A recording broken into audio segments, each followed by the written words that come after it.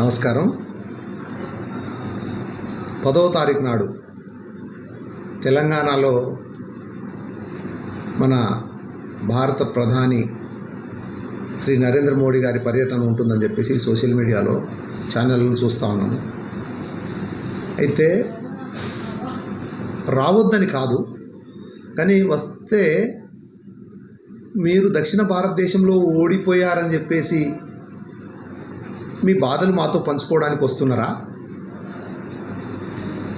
లేకుంటే నేను ఏదైతే దక్షిణ భారతదేశానికి గతంలో చెప్పిన తాయిలాలు ఏం పనిచేయలేదు, ఇప్పటికైనా నీతిబద్ధంగా న్యాయబద్ధంగా దక్షిణ భారతదేశానికి తెలంగాణ వేదికగా చెప్దామని వస్తురా అని చెప్పేసి ఇక్కడ తెలంగాణ ప్రజలు మిమ్మల్ని ప్రశ్నిస్తున్నారని చెప్పేసి సందర్భంగా తెలియజేస్తా ఉన్నాను.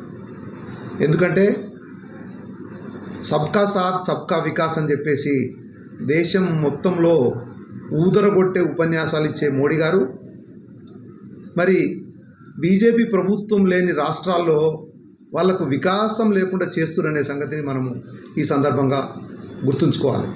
ఎందుకంటే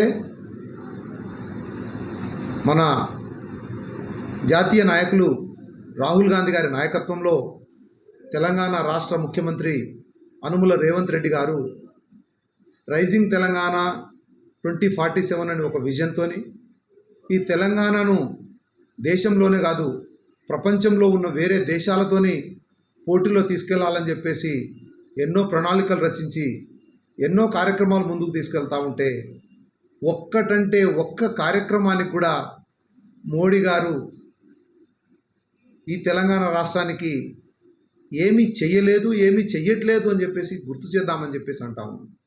ఎందుకంటే అత్యంత ధైర్య సాహసాలతో ఏర్పాటు చేసిన తర్వాత ఆ విభజన చట్టంలోనే ఉన్నది తెలంగాణకు అలాగే ఆంధ్రాకు ఎమ్మెల్యే సీట్లు పెంచాలని, అంటే ఇక్కడ ప్రాతినిధ్యం పెంచాలని, ఆంధ్రాకు స్పెషల్ స్టేటస్ ఇవ్వాలని, తెలంగాణకు కూడా పెద్ద పెద్ద ప్రాజెక్టులు ఇవ్వాలని చెప్పేసి ప్రాణహిత చేవెళ్ళ లాంటి ఒక జాతీయ ప్రాజెక్టులు ఇవ్వాలని చెప్పేసి ఎన్నో అంశాలు పొందుపరిచినప్పటికీ 2014లో తెలంగాణ రాష్ట్రం ఏర్పడిన తర్వాత ఆ తెల్లారి నుండి దేశం మొత్తంలో కూడా కేంద్రంలో బీజేపీ ప్రభుత్వం, దట్టు మోడీ గారి నాయకత్వంలోని ప్రభుత్వమే ఉన్నది.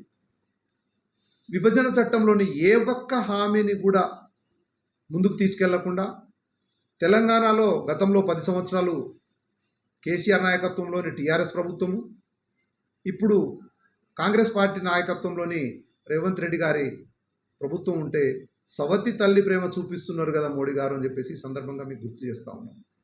మీరు బయ్యారం ఉక్కు ఫ్యాక్టరీ దాని గురించి మాకు ఇప్పటివరకు ఎప్పుడో అసలు చెప్పిన మాట దాని గురించి ఒక్క మాట చేయలేదు. ఇంతకుముందు ప్రాణహిత చేవెళ్ళ ప్రాజెక్టు కాంగ్రెస్ పార్టీ ప్రతిపాదిస్తే దానికి కూలేశ్వరం ప్రాజెక్టు కట్టిన కేసీఆర్ గారు ప్రాజెక్టు కట్టేసి కూల్చేసిరు, మీరు దానికి సహకరించలేదు. ఇప్పుడు హైదరాబాద్లో మెట్రో 2వ దశ నిర్మాణాలు చేపడదామని చెప్పేసి రేవంత్ రెడ్డి గారు ప్రణాళికలు రచిస్తూ ఉంటే మీరు నిమ్మకు నీరెత్తినట్టు కూర్చుంటున్నారు. అది కాకుండా ఇప్పుడు 4th సిటీ గురించి ఎన్నో ప్రణాళికలు వేస్తూ ఉంటే ఒక్కటంటే ఒక్క ప్రణాళికను కూడా మీరు సహకరించట్లేదు.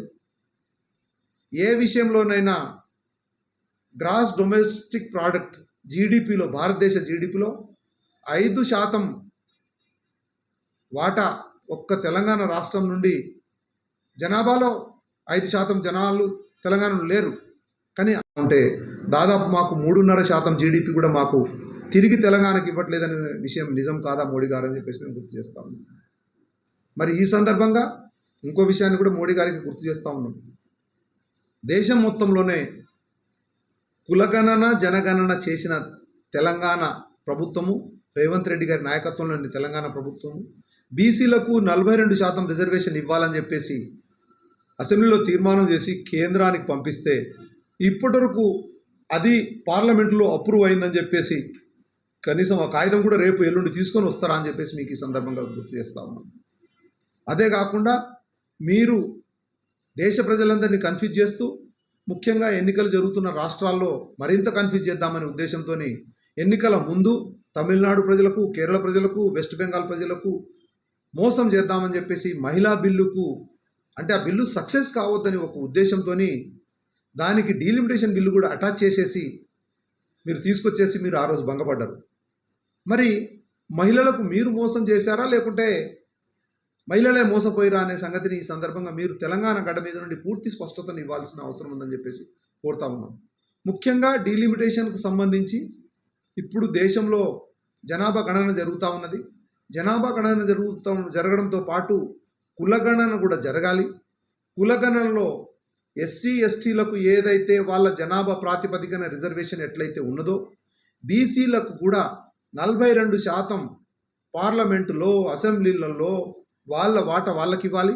మహిళల్లో కూడా బీసీ మహిళల వాటా వాళ్లకు కేటాయించాలని చెప్పేసి కాంగ్రెస్ పార్టీ, రాహుల్ గాంధీ గారి నాయకత్వంలోని కాంగ్రెస్ పార్టీ దాన్ని ముందుకు తీసుకెళ్తా ఉంటే అది ఎలా చేయాలో కులగణన కూడా చేసేసి శ్రీ రేవంత్ రెడ్డి గారు తెలంగాణలో కులగణన విభజన చేస్తే దాన్ని మీరు దేశం మొత్తంలో అనుసరించబోతున్నారా అని చెప్పేసి ఈ తెలంగాణ గడ్డ మీద నుండి మీరు సమాధానం చెప్పాలని చెప్పేసి మేము కోరుతా ఉన్నాం.